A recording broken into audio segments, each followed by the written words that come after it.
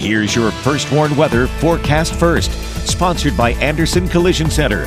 Visit driveanderson.com. Well, different day, same story. Temperatures back into the 80s and the dry conditions continuing out there for once again this afternoon. Currently sitting at 84 in Rockford, 82 in Freeport, 85 in Rochelle, Sterling, and 84. Good evening to you down in Dixon. We have had a little more cloud cover out there this afternoon thanks to a cold front out to our west. We'll see those clouds continue as we go through this evening, but clearing skies expected as we head through the night tonight. Temperatures will drop back through those lower 50s, right down around 54 degrees as our skies continue to clear out. Now tomorrow, another warm, dry day, but small chance for some passing showers as we end the week and welcome in the weekend. To look at when to expect that rain coming up in the First Warn forecast a little later. Right now at 5, a Janesville man sentenced to 4 years in prison. The man found guilty of hiding a body. Plus, heading towards autumn brings new fall scams. What the Better Business Bureau says you need to know. And Rockford Gardens are visited by a national tour. The award-winning landscapes in the Forest City. Live from WTVO 17. This is Eyewitness News at 5. Good evening, I'm Mimi Murphy. And I'm Wendell Edwards. We thank you for being here. Tonight, a Janesville man has been sentenced after hiding human remains in Beloit. 46-year-old Lawrence Parker Jr. has been sentenced to 4 years in prison and 3 years of parole. According to a criminal complaint, Parker and 37-year-old Judy Sprigler were using drugs in July of last year when Sprigler became unresponsive. Parker then drove around with her body in his truck before leaving her remains near Town Hall and Collie Roads. Her body was found July 19th of last year. Police found a strand of hair in Parker's truck that linked him to the case. In addition to jail time and parole, Parker's banned from consuming drugs or alcohol and not allowed to contact the victim's family. Tonight, a Rockford man pleaded guilty to 3 separate violent crimes and learned his fate. 23-year-old Darian Gamill has been sentenced to 15 years in prison on charges of aggravated battery and burglary. Gamill has been linked to 2 separate incidents at the Rockford Ridge Apartments, both in the same week. On February 14th, a shooting resulted in the victim suffering multiple gunshot wounds. 5 days later, on the 19th, a second shooting happened at the apartment complex, too. No injuries were reported in that incident. Surveillance video connected him to both shootings. He has been linked to a burglary in March of 2022 at the apartment complex and a shooting in the apartments in October of 2023. 1 year ago today, the state of Illinois ended the practice of requiring people charged with crimes to post cash bail. Today, supporters of the Pretrial Fairness Act say it's working. Hearings are now fairer and more focused on safety, not wealth. Fewer people are jailed pre-trial, and more can keep their jobs, homes, and family connections while awaiting trial. Preliminary research shows the changes haven't been as dramatic as critics or advocates predicted. A report from Loyola University shows the failure to appear rate dropped from 17% to 15% in the first 6 months of this year. Jail populations decreased by 14% in urban areas and 25% in rural counties. Officially, fall, according to the calendar, will be here Sunday, but with the changing weather also comes new chances for scams. Our Blake Dietz spoke with the Better Business Bureau today. And Blake, what are they saying are the most common scams? Mimi, Wendell, the BBB tells me the cooling weather brings out one of the most frequent and costly scams they track. The Bureau's Rockford Regional Director says their research found home improvement scams to be the 4th riskiest scam in 2023, costing victims an estimated $2,200. These scams often push homeowners to take great limited-time deals on roof, gutter, and chimney repairs that end up being incomplete or insufficient. By that time, it's too late. When you're dealing with a scammer, very often you have inferior materials, inferior work that's being done, and they most often are not from the area. So if you're not happy with the work that's done or the materials that were used, they're gone, and so is your money. Some red flags Horton advises to look out for include contractors asking for payment in cash or check and offering to perform an energy audit on a house. I'll have more of these tactics coming up at 6. Wendell. Thank you very much, Blake. A growing coalition is pushing back tonight against the Chicago Bears' plan to build a new stadium on the lakefront. We call on Mayor Johnson and Alderman Burnett of Zoning and Development to prioritize public engagement and community input and let the taxpayers decide how these public funds should be spent. There's a whole lot of Chicago west of DeSable Lakeshore Drive. The lakefront does not need economic development. The organization Friends of the Park is calling for a more open discussion when it comes to building a new stadium on the lakefront. They say other local groups are joining their cause. The Bears are proposing to build a domed football stadium with some public money. Therefore, groups are asking that more community input should be taken into consideration. Previously, the Bears held focus group with season ticket holders to ask what fans wanted to see in a new stadium. Rockford children get the chance to learn how to take care of their teeth, all while having a little fun. Today, the Land of Smiles children's show came to Rockford. The free interactive show teaches students about oral hygiene and nutrition. It's part of a collaboration with the National Theater for Children. Each child received a goodie bag with a toothbrush, toothpaste, and floss. Organizers stress the importance of parents making sure their children know how to take care of their smiles. One of the things we talk about in the show is how brushing your teeth, but especially flossing, really is a learned skill. So it's worth it for parents to actually be with their kiddos and make sure they learn how to do it right. Since being created 14 years ago, the Land of Smiles programs performed its shows for over 570,000 students in the state. Midway Village's Heritage Gardens got a visit from a national tour. Today, the Garden Club of America made a stop in Rockford. It's visiting the Forest City after a horticulture conference in Chicago. Along with Midway Village, members also stopped at Anderson Japanese Gardens and the Clem Arboretum. The Heritage Gardens are historically accurate to the 19th century, and gardeners say the landscapes are just as important to history as the museum itself. Well, I think if you don't have landscape to meet the collections and the buildings, it's flat history. We all know that history was full of living things and sounds and sights and birds and plants. And so it is not just wallpaper, it's not just landscape, it is really history itself. Midway Village's Heritage Gardens are tended to a team of 25 volunteers. Still to come, investigations continue into the second attempted shooting of former President Trump. That comes as threatening letters were sent to campaign offices across the nation. And coming up at 6, the Fed announces interest rate cuts, the major milestone in the fight against inflation. And temperatures for us this afternoon made it back up to 87 degrees. That after falling down to 50 here early this morning. We've got another warm, dry day, but there are some showers to time out going into the weekend. A look at when to expect that as we take your weather outside coming up a little later. You're watching Eyewitness News, your home team, with Mimi Murphy, Wendell Edwards, Scott Leber, and Chief Meteorologist Candace King. Today, FBI Director Christopher Wray says his agents are working tirelessly to investigate the second apparent assassination attempt of former President Trump. The FBI is now also investigating a series of threatening letters sent to election officers in at least 16 states. Perry Russum tonight is in Washington.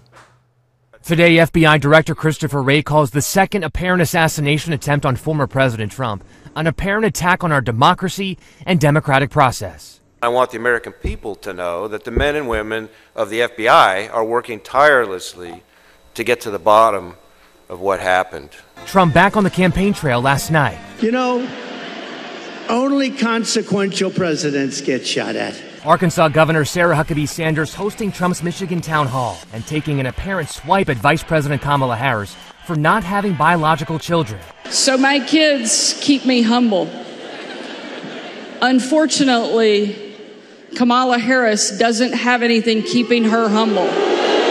The Trump campaign still blaming Democrats' political rhetoric for the latest apparent assassination attempt, as some have called Trump a threat to democracy. Harris and President Biden say there is no place for political violence. Harris speaking at the Congressional Hispanic Caucus Leadership Conference today.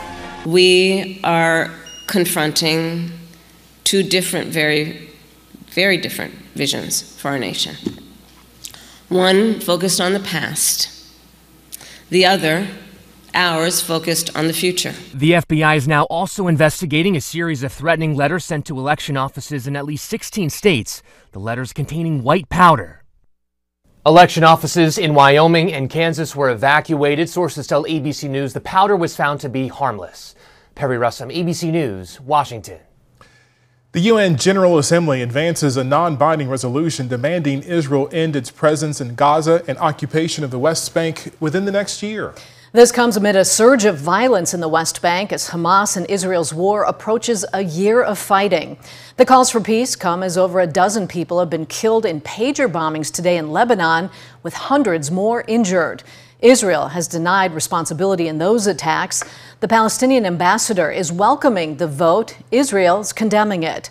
The U.S. voted against the resolution, saying it fails to recognize the terrorist group Hamas, which is still in power in Gaza. The U.S. says Israel has a right to defend itself from acts of terrorism. Here in the State Line, another day of hot and dry weather. Candace King lets us know when Mother Nature might shake things up a bit. Her forecast is next. Now, your first warned weather forecast from Chief Meteorologist Candace King. Well, you know what? We're going to keep our weather inside, right? It's nice to be outside here this afternoon as temperatures are back into the 80s, and that trend is something that'll continue as we head into the day tomorrow. We take a live look with our Mercy Health SkyTrack camera now over downtown Rockford. This on top of the Supply Corps building and brought to us by Window World. You may have noticed a little more cloud cover out there. That is because there's some more moisture out to the west. And we've got a cold front back out to the west as well. Well to the west, but it's allowed some cloud cover to filter back in here throughout much of this afternoon. So we'll go through this evening with some of those clouds, but our skies will clear out here as we go through the night tonight. Temperature-wise, we're sitting at 82 in Freeport, 84 in Rockford, 83 in Poplar Grove, 84 in Rochelle, Dixon, and 85 degrees right now in Sterling. Little out of breath. Our weather watcher Terry down in Genoa, 87 degrees. Dew point temperature currently sits at 54. So pretty dry out there as far as those drier conditions are concerned. And that's really what has kept us fairly comfortable for the last several days and allowed our temperatures to go from the 50s in the morning to the mid and upper 80s for the afternoon. But I wanted to point out those numbers out to the west as you've got a little more of a southerly wind. You're pulling in more moisture ahead of that front. So eventually we'll start to see those dew point temperatures climb, and that will lead to some showers, but not for everyone here as we look towards Thursday going into Friday. Right now the activity has been fairly sparse throughout much of the afternoon, but you can really see that counterclockwise spin there around that low pressure system. So as we go through the next 24 to 48 hours, we'll see some cloud cover here this evening. You've got showers that'll be out to the west of us tomorrow morning. Those will grow a little more throughout the afternoon in intensity, especially across the upper Midwest from Iowa to Minnesota and then back through northwest Wisconsin. For us tomorrow, we are going to stay dry for the afternoon. We'll see some cloud cover throughout the day. Clouds will then increase once we head into tomorrow evening. As that front begins to approach, so this will be after midnight tomorrow night, we'll see a small chance for a shower, maybe a rumble of thunder. I think Futurecast a little overzealous with some of the rainfall. If anything, this will stay scattered and most will pick up a quarter of an inch at most. If you are able to see any rain, there's going to be some locations that don't pick up anything as we go through that time frame. As that front then passes to the east, our skies will clear out and this will leave rather dry conditions. Then again, as we look towards Friday night, temperatures will drop back and Saturday will stay dry too. There's a little disturbance that kind of ripples through the Midwest on Saturday, so that may bring us a small chance for some cloud cover for the afternoon, but otherwise our temperatures are back into the 80s. Now when we look at our storm threat for Thursday, highest risk is going to be across the upper Midwest. That's where you've got that slight risk, so the yellow showing up, and then just a marginal risk a little further off to the east. But again, I am not expecting any sort of severe weather for us locally.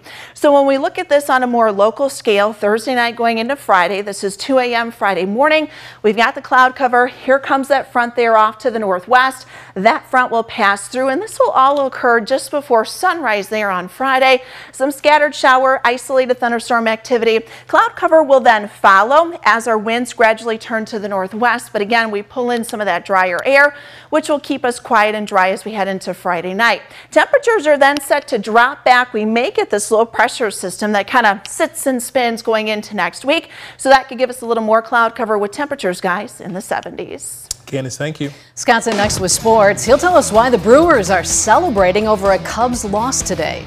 And the Packers had an encouraging sight at practice today.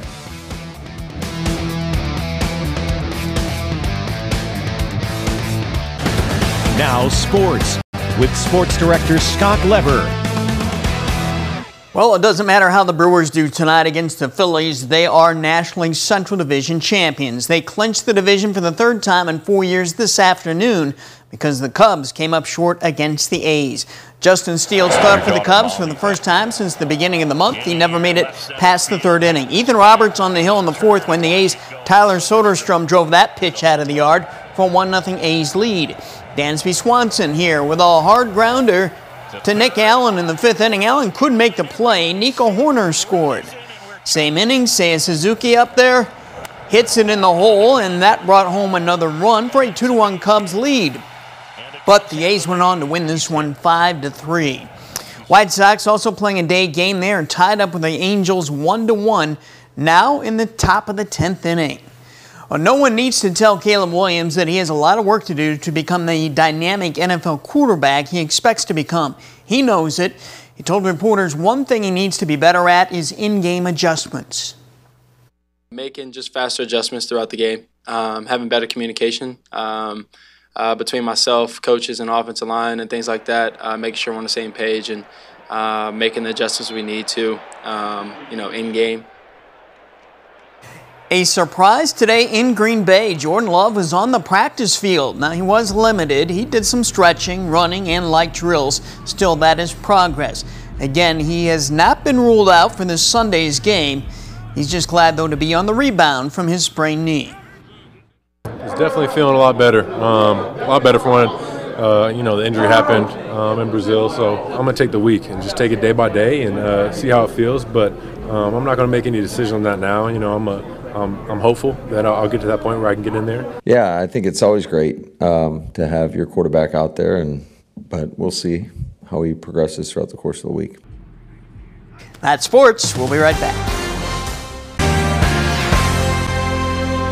Kind of seems like the forecast has been on repeat, as you were mentioning. I think you could probably play last week's weather just on repeat. Jordan and I, we could have taken a nice vacation, right? A week and a half long vacation. And we just say sunny and dry. Sunny and dry, 80s again, Yep. yeah. And then we come back when the pattern changes, which will be this weekend. We'll see a chance for some showers to work back in. But the first warning interactive radar brought to us by Rockford Glass and More.